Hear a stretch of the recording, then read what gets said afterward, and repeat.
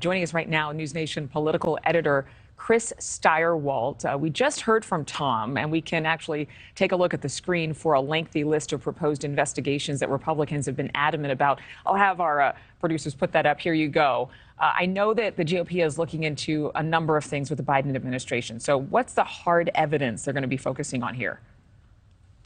Well, I mean, some cases are full of evidence and they will be diving deep in thousands of documents and witness after witness. Some of it will be about bringing in a high value, high profile witness. So, for example, you can imagine in the Fauci case, what's the point of the Fauci hearing?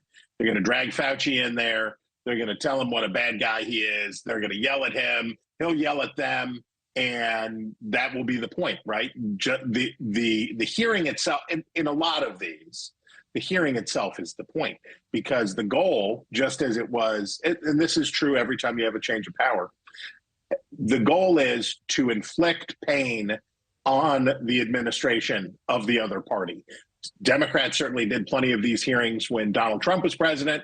Republicans are doing payback now. And I will let everybody know this is a infinite feedback loop that has gone on certainly as long as I have been covering politics. You know, is the GOP also fulfilling some sort of obligation to voters? I mean, just to prove or reiterate that they're not going to allow a double standard in Washington. And then the other question I have for you, if this turns out to be fruitless and they don't find enough hardcore evidence for any type of justification of investigation into President Biden, could it backfire for them in 2024? Well, as the saying goes, an eye for an eye leaves the whole world blind. So certainly the double standard argument that Republicans make and go back and forth. Yeah, I mean, certainly their voters in a country with very few swing districts, only, 80 or so swing districts out of 435. Republican voters do want to see pain inflicted on Joe Biden. They want to see political harm done to Joe Biden. They want to see his family embarrassed. They want to see Dr. Fauci humiliated. They do want all of those things. It is true. No question.